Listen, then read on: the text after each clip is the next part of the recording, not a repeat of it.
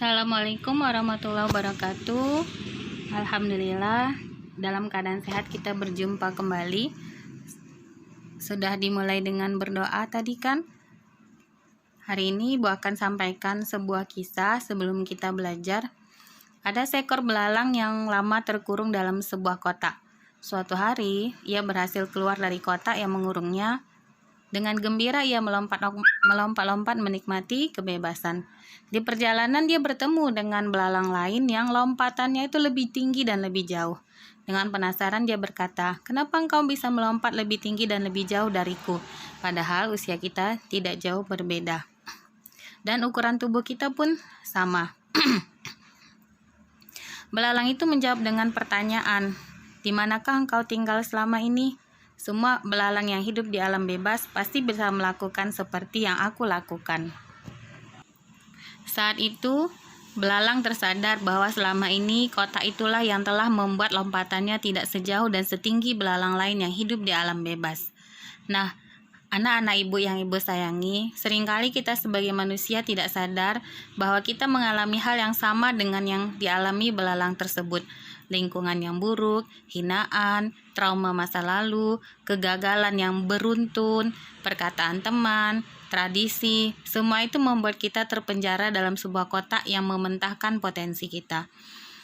Jadi, mulailah belajar untuk melihat bahwa diri kita punya kelebihan. Tidak ada yang bisa membatasi kelebihan yang ada pada diri kita. Justru pikiran kita sendirilah, ketakutan kita sendirilah yang membuat kita terkungkung dalam rasa tidak mampu dan tidak bisa. Sebagai manusia kita mampu untuk berjuang, tidak menyerah begitu saja pada apa yang kita alami. Kalaulah dulu kita menyerah saat belajar berjalan, maka mungkin hari ini kita tidak bisa berjalan. Ingat nak, teruslah berusaha untuk mencapai segala impian positif yang ingin kita capai. Sakit memang, lelah memang, tapi jika kita sudah sampai di puncak, semua pengorbanan itu pasti akan terbayar. Dan kalian yang akan merasakan kebahagiaannya. Tetap semangat dalam belajar, apapun kondisinya, kita tidak boleh menyerah, karena sesungguhnya kondisi hari ini adalah ujian yang akan membuat kita jadi lebih baik. Oke, kita mulai pembelajaran hari ini dengan lafaz bismillah. Bismillahirrahmanirrahim. Di pertemuan sebelumnya, Ibu sudah menjelaskan sifat koligatif larutan pada penerapan kenaikan titik didih. Nah, hari ini Ibu akan menjelaskan lebih rinci lagi tentang sifat koligatif larutan, bagian-bagiannya, serta contoh soalnya yang menjadi dasar penentuan sifat koligatif larutan. Baik, kita masuk ke materinya, sifat koligatif larutan. Sifat koligatif larutan adalah sifat larutan yang tidak bergantung pada jenis zat terlarut, tetapi bergantung pada banyaknya partikel zat terlarut dalam larutan. Nah, sifat koligatif larutan memiliki 4 macam. Yang pertama, penurunan tekanan uap. Yang kedua, kenaikan titik didih. Kemudian yang ketiga, penurunan titik beku. Dan yang keempat, tekanan osmotik. Kita akan mempelajari satu persatu dari keempat bagian dari sifat koligatif larutan. Sifat koligatif larutan dibedakan menjadi 2 macam. Yang pertama, sifat koligatif larutan elektrolit. Yang kedua, sifat koligatif larutan non-elektrolit. Kakak dan abang sudah pernah belajar apa perbedaan larutan elektrolit dan larutan non-elektrolit di kelas 10. Ibu akan perlihatkan contoh penerapan sifat koligatif larutan pada kenaikan titik didih. Pada 3 buah beker gelas berikut, dimasukkan masing-masing 500 ml air.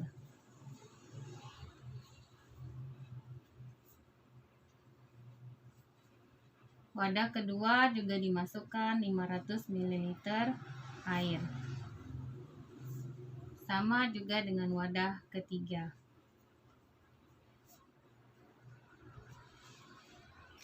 Kemudian di wadah kedua ditambahkan dengan 117 gram garam. Sedangkan di wadah ketiga itu ditambahkan dengan 234 gram garam. Lalu ketiga wadah tersebut dipanaskan dengan menggunakan suhu yang sama. Ternyata wadah pertama mendidih pada suhu 100 derajat Celcius. Sedangkan wadah kedua itu mendidih pada suhu 105,6 derajat Celcius. Dan wadah ketiga itu mendidih pada suhu 108,3 derajat Celcius. Coba perhatikan. Wadah pertama yang hanya berisi air itu mendidih pada suhu normal air, yaitu 100 derajat Celcius. Kita akan memperhatikan wadah kedua dan ketiga. Di wadah kedua, banyaknya partikel zat terlarut, yaitu garam, itu lebih sedikit dibandingkan wadah ketiga.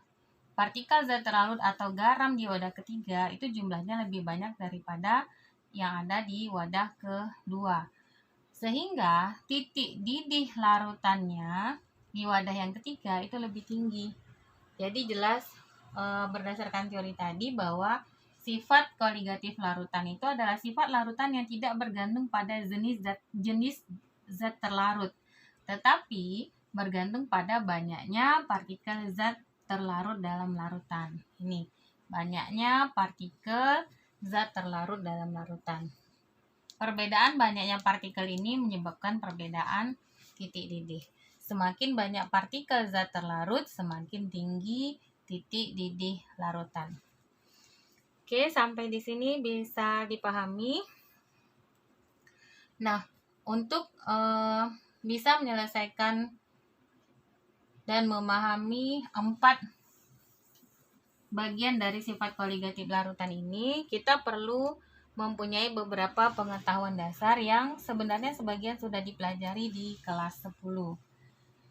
Yang pertama itu adalah molaritas.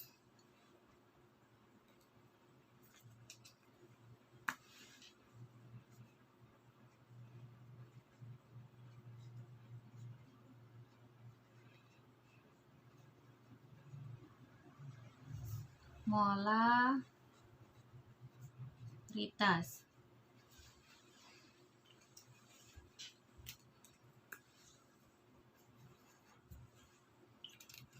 Molaritas adalah jumlah mol zat terlarut dalam tiap liter larutan.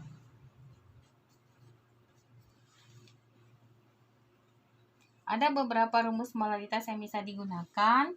Yang pertama, molaritas mol dibagi volume. Kemudian yang kedua, molaritas mol dibagi massa zat terlarut dibagi mR kali 1000 dibagi volume, di mana volume yang digunakan harus dalam mililiter. Yang ketiga, molaritas juga bisa dicari jika diketahui persen massa dengan rumus molaritas persen dikali massa jenis dikali 10 kemudian dibagi dengan mR. Itu yang pertama, molaritas. Yang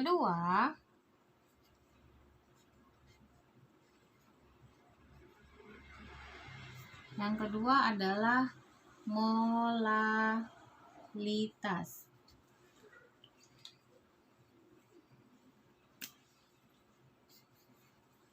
Molalitas adalah jumlah mol zat terlarut dalam tiap kilogram, berarti 1000 gram larutan.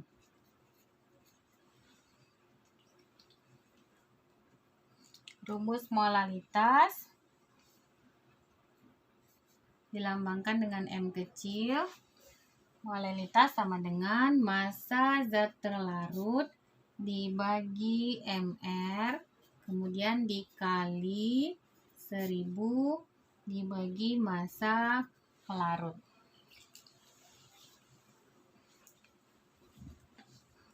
Yang ketiga adalah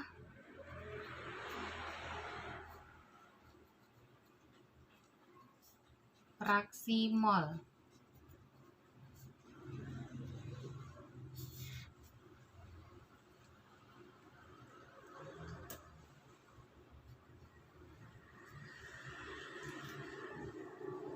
Fraksi mol adalah jumlah mol zat terlarut atau pelarut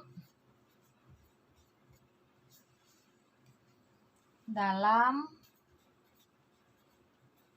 mol larutannya.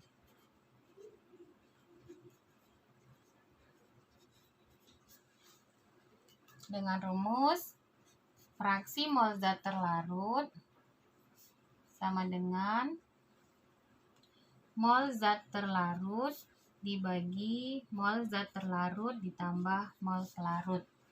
Sedangkan fraksi mol zat pelarut sama dengan mol zat pelarut dibagi mol zat terlarut ditambah mol zat pelarut.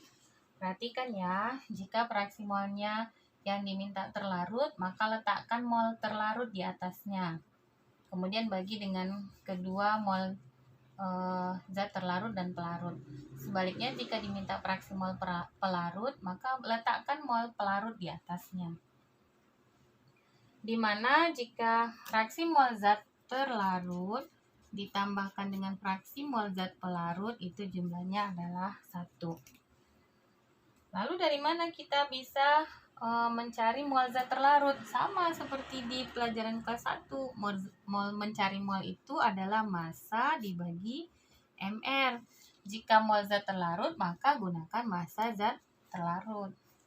Sama juga dengan ini. Jika mol pelarut, maka gunakan massa pelarut lalu dibagi dengan MR.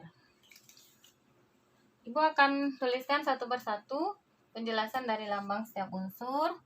M adalah molaritas, M kecil molalitas,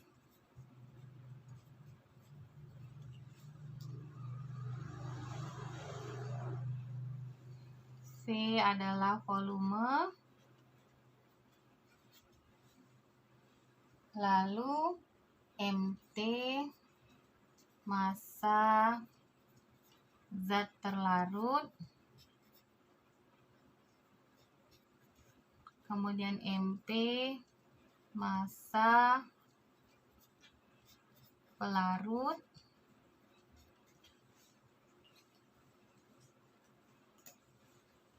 XT fraksi mol terlarut,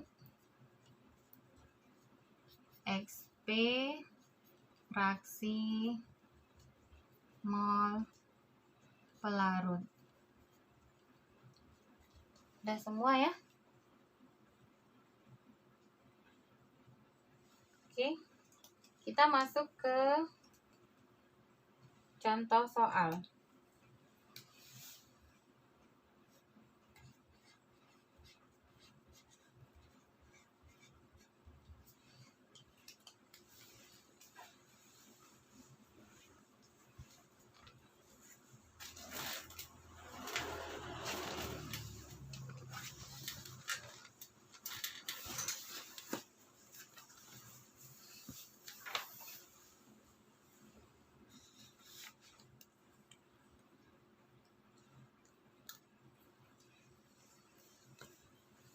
Contoh soal yang pertama.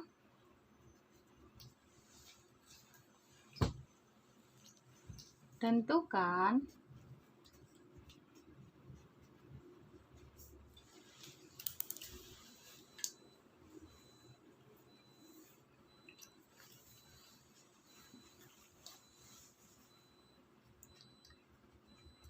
kemolalan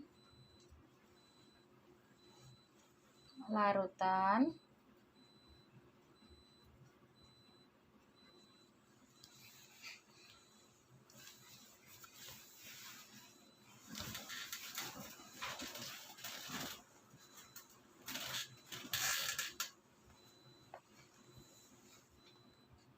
NaCl 10%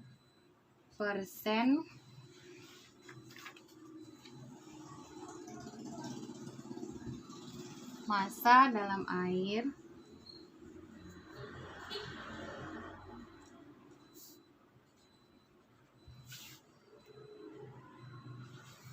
jika Mr NaCl adalah 58,5. Yang diminta adalah kemolalan larutan NaCl 10%. Nah, jika ada 10% NaCl, berarti NaCl-nya sebagai zat terlarutnya 10%, kemudian airnya itu adalah 90%. Maka kita misalkan massa keseluruhannya adalah 100 gram. Sehingga didapat massa NaCl adalah 10 gram, sedangkan massa air sebanyak 90 gram. Lalu diminta kita menentukan kemolalan. Maka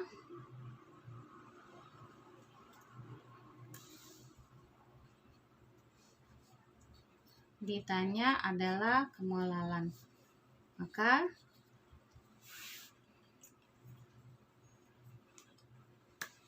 molalitas sama dengan massa zat terlarut dibagi Mr dikali 1000 dibagi massa pelarut. Massa zat pelarutnya tadi adalah NaCl yaitu 10 gram, kemudian Mr-nya 58,5, lalu dikali 1000 dibagi massa zat terlarutnya 90. Setelah dihitung hasilnya adalah 1,9 M. Baik, itu contoh yang pertama. Contoh yang kedua.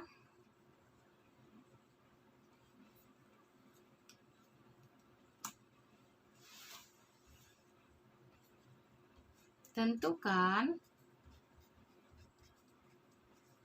fraksi mol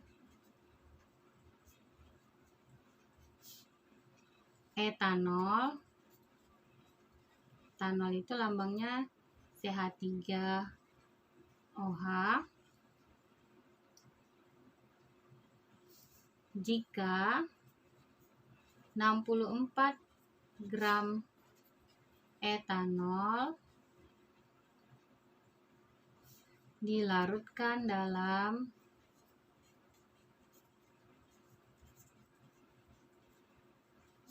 54 gram air. Mr etanol 32 dan Mr air itu 18. Yang diminta adalah fraksi mol etanol. Ya, berapa fraksi mol etanol? Nah, rumus dasarnya itu kita masuk ke rumus yang ketiga. Fraksi mol etanol berarti etanol itu zat terlarut.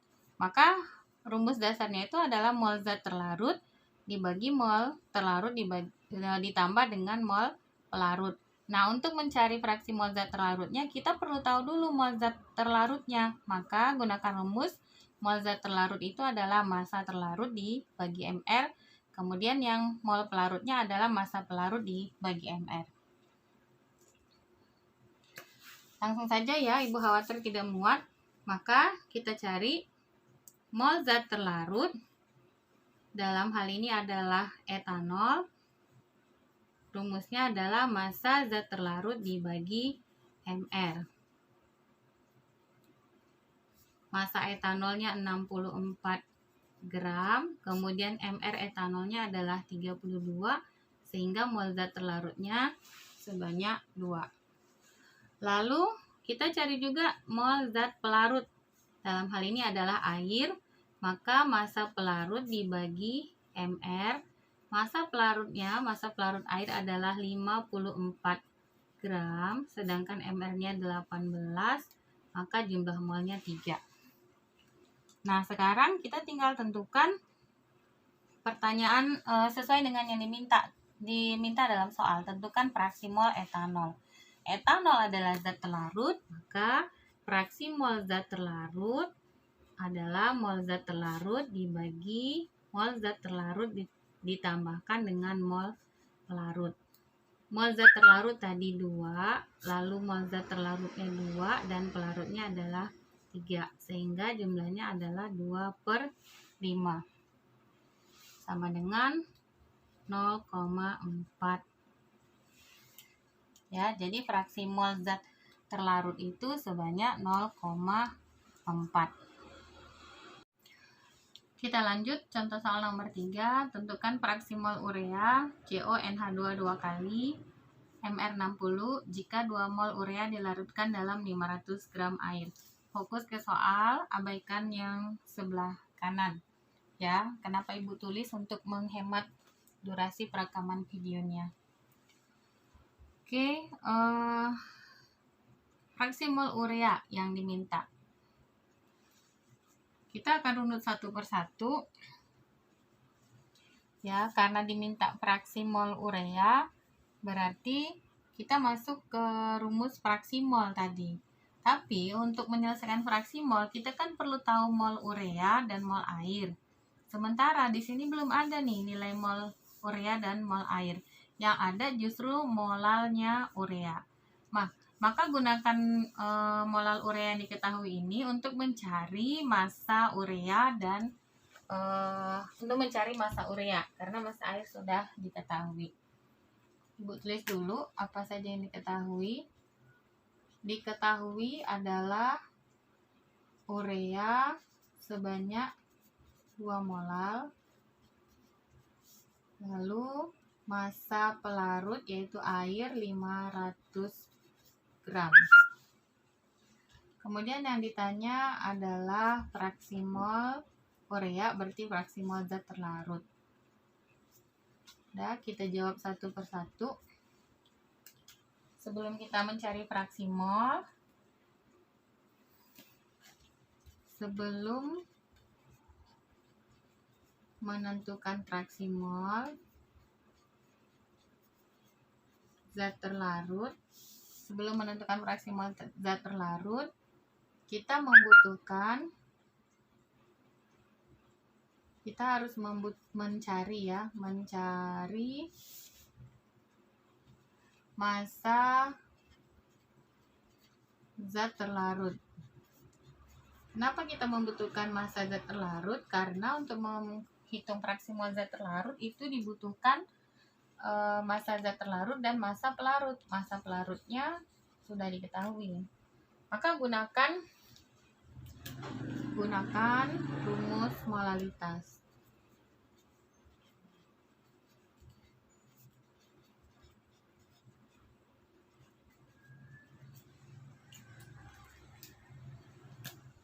Molalitas sama dengan massa zat terlarut dibagi mR dikali 1000 dibagi massa pelarut. Yang kita molalitasnya sudah diketahui, jumlahnya sebanyak tadi 2 molal. Maka gunakan sementara yang mau kita cari adalah massa zat terlarut. Kita turunkan langsung rumusnya. Massa zat terlarut adalah molalitas dikali mR dikali massa pelarut dibagi 1000. Kakak abang kalau mau basihin satu persatu juga boleh, langsung dirubah seperti ini juga boleh.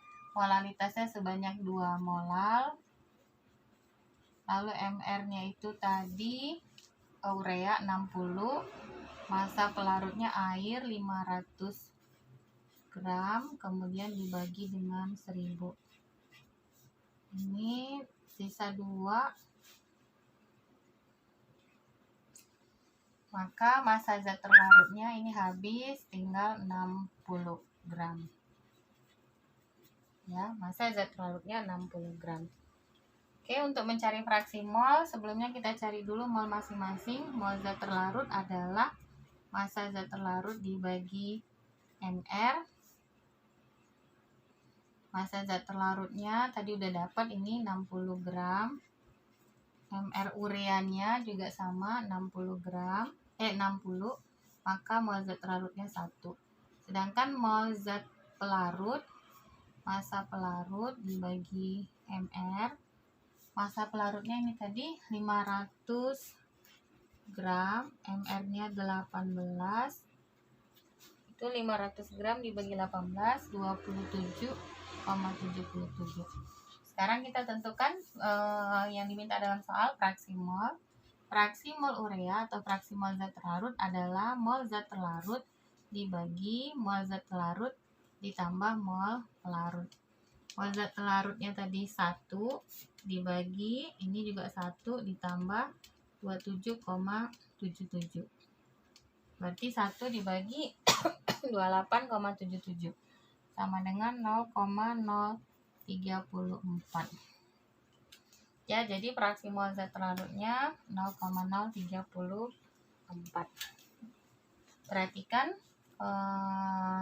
pada bagian akhir kita diminta menentukan fraksi mol, ini tadi fraksi mol.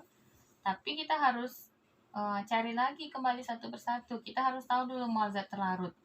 Nah, ternyata untuk menentukan mol zat terlarut, kita belum punya nih di data soal massa zat terlarut. Belum ada massa zat terlarutnya. Maka kita harus cari lagi massa zat terlarutnya dengan menggunakan apa? Ini 2 molar urea. Nih, pakai molaritas, di sini ada mol zat terlarut. Ya, Ibu ulangi, ini untuk fraksi mol zat terlarut kita perlu mol. Nah, untuk mol kita perlu tahu massa zat terlarut. Dalam soal, massa zat terlarutnya tidak ada, yang ada hanya massa pelarut. Di mana kita menemukan massa zat terlarut? Di sini, di molar. Sementara molalnya kan sudah diketahui, jadi tinggal masukkan aja massa zat terlarut, molar kali mR kali massa pelarut dibagi 1000.